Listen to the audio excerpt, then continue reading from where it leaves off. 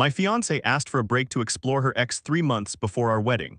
I ended everything and disappeared completely, so I just lived through what I'm pretty sure was the fastest relationship implosion in Florida history. And honestly, I'm still processing how someone can be planning a wedding with you one day and asking to be with their ex the next. I'm Nash, 31, software sales director in Tampa, was engaged to Raven for 6 months, together for 3 years total. Everything felt solid. We had this house we'd bought together 2 years ago, wedding planned for next spring.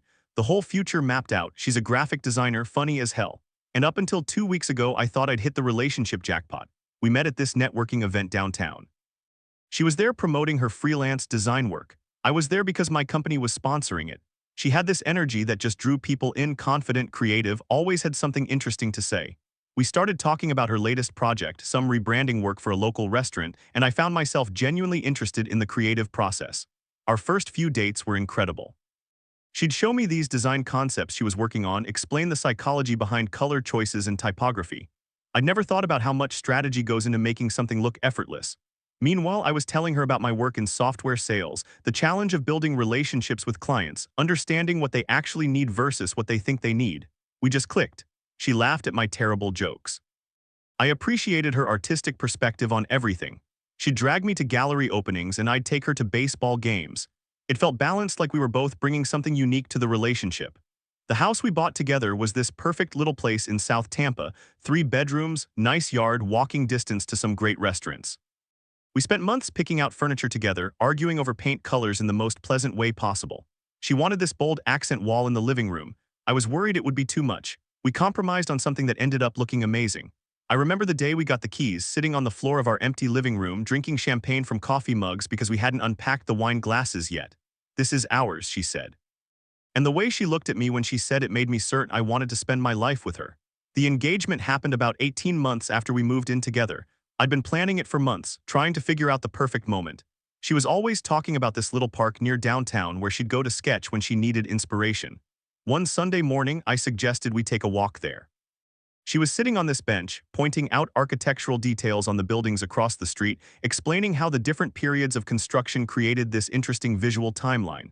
That's when I knew it was the right moment. When she was just being herself, passionate about something she loved.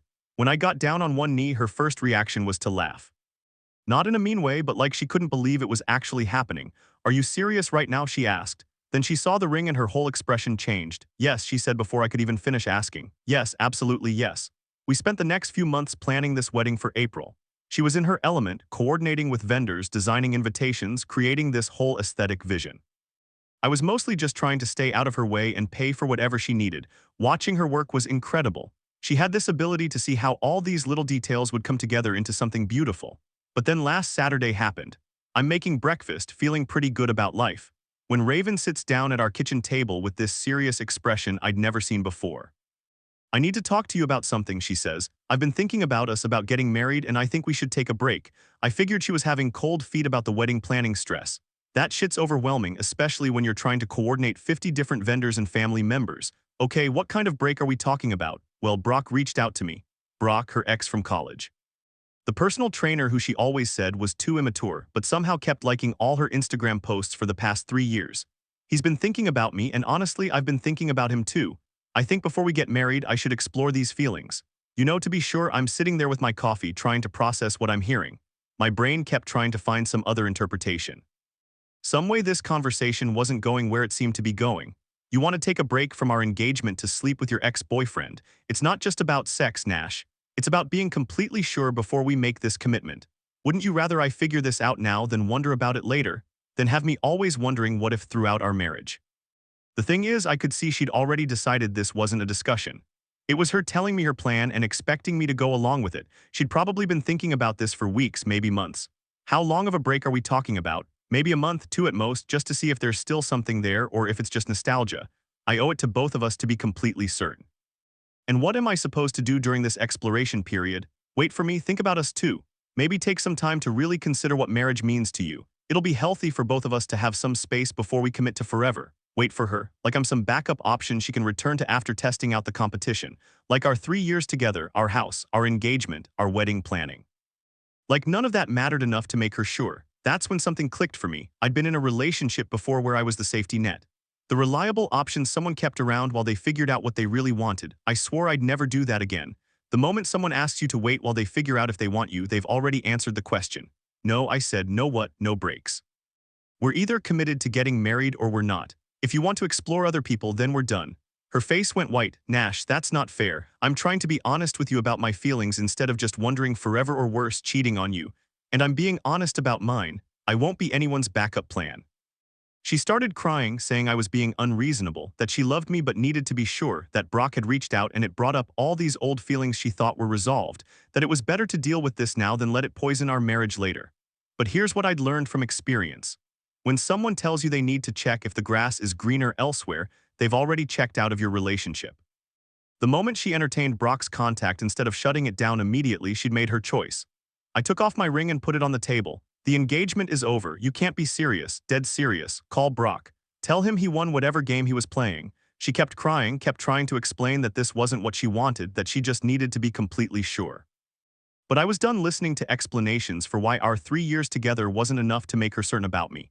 I spent the rest of that day calling vendors. The photographer, the florist, the caterer, the venue coordinator. Most of them were understanding. Some had cancellation fees, but I didn't care. My brother Sterling came over that evening to help me start the logistics of untangling a shared life. You sure about this?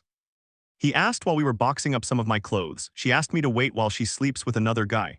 What exactly am I supposed to be unsure about? That pretty much settled it for him too. Sterling had never been Raven's biggest fan anyway, not because he disliked her, but because he said she always seemed like she was looking for something better, even when things were good. By Sunday night, our house was on the market and I'd called my company about transferring to another office. The Austin territory had been open for months, and suddenly that seemed like exactly the fresh start I needed. Update 1. So after I posted originally, things moved fast. I got a cash offer on the house within 48 hours from some investors who were flipping properties in our neighborhood, about $15,000 below market value. But I didn't care. I wanted out quickly and cleanly.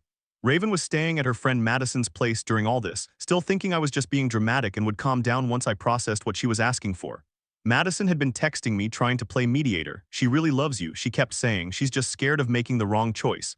Can't you guys work this out? But that's exactly the problem. If you're scared of choosing me, then don't choose me. I'm not interested in being someone's reluctant decision. The buyers wanted to close by Friday. I said yes immediately. Sterling took 3 days off work to help me pack everything I wanted to keep. We donated most of the furniture, too much hassle to move it cross-country, and honestly, I didn't want reminders of that life anyway. Wednesday night, I'm loading boxes into a storage unit when I get this text from Raven. Can we please talk? I've been thinking about everything and I want to work this out. There's nothing to work out, I replied. You made your choice, I made mine. I haven't done anything with Brock yet. We've just been texting. That actually made it worse somehow. She was willing to blow up our engagement for someone she'd only been texting with. The relationship was so unimportant to her that she'd risk it for what might not even be real. Thursday night, I'm staying in a hotel because all my stuff is packed. When Sterling shows up with a 6-pack and Thai food, you doing okay with all this, he asks. Honestly, better than I expected. I keep waiting to feel devastated, but mostly I just feel relieved. Relieved how? Like I've been holding my breath for months without realizing it. Always wondering if I was doing enough to keep her interested. If I was exciting enough, stable enough, whatever enough, now I don't have to wonder anymore. He nodded like that made perfect sense to him. You know what Mom always said, when someone shows you who they are, believe them. Friday morning, I signed the papers and officially became homeless by choice. My company had approved the transfer. I had a furnished apartment lined up in Austin, and honestly, I felt lighter than I had in months. Here's where it gets interesting. Raven and Brock had apparently planned to come by the house Friday afternoon. She wanted to show him our life together or some dramatic shit like that. Instead, they found the sold sign in the yard and a moving truck taking away the last of the donated furniture. My phone started blowing up around 6 that night. Panicked voicemails, texts saying she'd made a terrible mistake, begging me to call her back. But I was already 3 hours into the drive to Austin, listening to podcasts and honestly feeling excited about starting over. I thought you were just trying to scare me, one voicemail said. I didn't think you'd actually leave. We can fix this. I choose you, Nash. I choose us. But that's the thing. I didn't want to be chosen by someone who had to think about it. I wanted to be with someone who was sure about me the way I'd been sure about her. Sterling had been fielding calls from Raven's friends and family. Her mom called him crying, asking what happened. When he explained the situation, she went quiet for a long time. She asked him to wait while she her mom finally asked, explored her feelings for her ex-boyfriend. Oh, honey. That boy was right to leave. Even Raven's own mother understood why I'd walked away. That told me everything I needed to know about how reasonable my reaction had been. By Sunday, I was settled in my new apartment in Austin with a view of downtown and plans to start my new territory Monday morning. Sterling sent me updates throughout the weekend. Raven showing up at his place, demanding to know where I'd gone, crying about how she'd never meant for this to happen. But it did happen. She'd made a series of choices that led directly to this outcome, and now she was surprised by the consequences. The best part, I found out through mutual friends that Brock had started backing off the moment he realized she was actually available. Turns out he was more interested in the chase than the catch. Classic move from a guy who gets off on interfering with other people's relationships. 2 weeks in Austin and I was already building a routine. Found a good gym, discovered some great restaurants, started exploring the city. For the first time in months, I wasn't anxious about anything. I was just living. Update 2. Been a crazy few months. Sorry for the delayed update. Work's been incredible. The Austin territory is everything I hoped it would be, and I'm on track for my best sales year ever. The city suits me way better than Tampa ever did. More energy, more opportunities, just feels like a place where things happen. But last Saturday, I'm coming back from a morning trail run when I see someone sitting on the steps outside my apartment complex. It took me a second to realize it was Raven. She'd driven 8 hours from Tampa to find me. I have no idea how she got my address. Probably through mutual connections at work, or maybe she hired someone to track me down. Either way, the dedication to showing up unannounced was both impressive and concerning. "We need to talk," she says, standing up as I approach. She looked terrible, like she hadn't been sleeping well for months. Dark circles under her eyes, hair that needed attention, just generally worn down. "No, we don't, Nash, please. I made a mistake, the biggest mistake of my life." I led her into my apartment because I didn't want to have this conversation where my neighbors could hear it, but I made it clear this wasn't about reconciliation. She looked around my place. "It's smaller than our old house, but has better light, more personality." "This is nice," she said, like she was surprised I could set up a decent living space without her. "What do you want, Raven?" "I want to fix this, I want us back." She launched into this whole explanation about how she'd been scared, how Brock had manipulated her by saying she was settling for me, that she'd always wonder if she was missing out if she didn't explore her feelings. Classic manipulation tactics that worked because she wanted them to work. "It lasted 2 weeks, Nash, 2 weeks, and he was completely done with me. You were right about everything. I know I was right, that's why I left." She tried to explain that she'd realized what she'd lost. That every day since I left had been horrible, that she couldn't eat or sleep or focus on work. Her design business had suffered because she couldn't concentrate on client projects. "I've been seeing a therapist," she said, "working on my fear of commitment, my tendency to self-sabotage when things get too real." "Good for you, that's important work. I want to do it with you. I want us to go to counseling together and rebuild what we had." The thing is, sitting there listening to her, I realized I didn't want what we'd had. What we did was me constantly working to keep her interested while she kept one foot out the door. "That's not love. That's just fear of being alone. I love you," she kept saying. "I've always loved you. I just got confused. You love the security I represent. There's a difference." She offered everything, moving to Austin, signing a prenup, whatever I wanted. She'd give up her business in Tampa, start over here, prove that she was serious about us, but the damage was done. She'd shown me that when things got real, when commitment actually meant something, her first instinct was to run towards someone else. "That's not something therapy fixes, that's someone's character. I'm not the same person who left Tampa," I told her. "And you're not the person I thought I was marrying." We both learned something important about who we really are. The conversation lasted about 2 hours. She cried, she pleaded, she promised things would be different, but I felt nothing except sadness for her. Not anger, not longing, just this deep sadness that she'd thrown away something real for something that was never going to work out. When she finally left, I watched her drive away from my balcony. Part of me expected to feel something, regret, second thoughts, anything. Instead, I just felt grateful that I'd trusted my instincts and gotten out when I did. I found out later through Sterling that she'd been telling people in Tampa that I'd abandoned her, that I'd left without even trying to work things out. But her own family wasn't buying that narrative. Her dad had apparently told her she'd thrown away the best thing that ever happened to her for a fantasy. Her mom had been calling Sterling periodically, apologizing for her daughter's behavior and asking if there was any way to fix things. Nash was perfect for her, she kept saying. She'll never find another man like him, but that's not my problem anymore. Final update, it's been a full year since I left Tampa, and I figured I'd close the loop on this whole story since some people have been asking for updates in my DMs. Life in Austin has been incredible. The sales territory here is more competitive but also more lucrative. I'm making about 30% more than I was in Tampa, and the cost of living is roughly the same. The city just fits my personality better. More outdoor activities, better food scene, people who are ambitious without being cutthroat about it. I met someone about 6 months ago. Her name's Qley. She's a marketing director for a tech startup downtown. We met at this networking event, similar to how I met Raven actually, but the energy was completely different.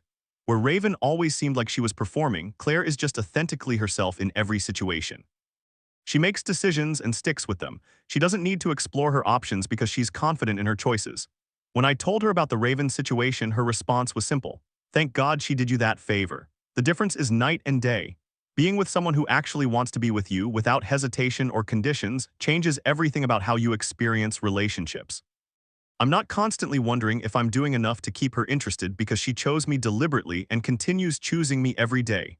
Raven reached out one more time on what would have been our wedding date, just a text saying she still thought about me every day and hoped I was happy. I blocked her number after that. Some conversations don't need to happen. Through Sterling and a few mutual connections, I've heard pieces of what her life looks like now. The pattern I predicted basically played out exactly. She's had several relationships since Brock, but none of them last more than a few months.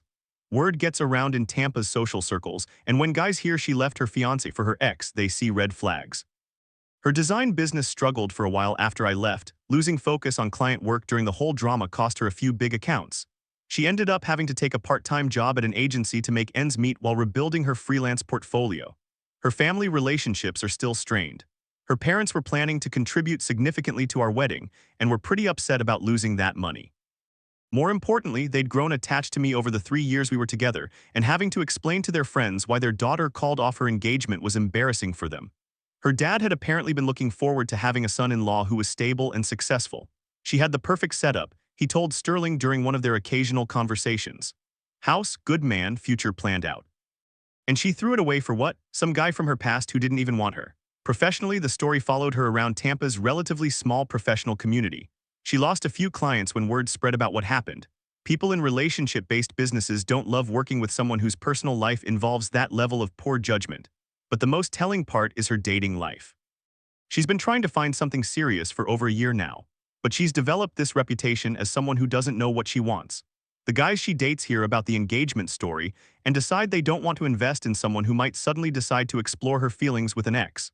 Multiple friends have told Sterling that guys in their circle refer to her as that girl who left her fiancé for her ex. That's not a reputation you recover from easily in a place like Tampa where everyone knows everyone. Meanwhile, I got promoted 6 months ago to Regional Sales Director covering Texas and Louisiana. Claire and I are talking about moving in together next month. Her lease is up and my apartment lease runs through the summer, so the timing works out perfectly. What I learned from the whole experience is that when someone asks you to wait while they figure out if they want you, they've already given you your answer. The right person doesn't need to explore alternatives to be sure about you. I think about my dad sometimes, how he always told me that actions reveal priorities better than words ever could. Raven's actions told me that when faced with a choice between our future and immediate gratification, she picked gratification without much consideration for the consequences. That's not someone you build a life with. That's someone who will always be looking for the next exciting thing, the next possibility that might be better than what they have.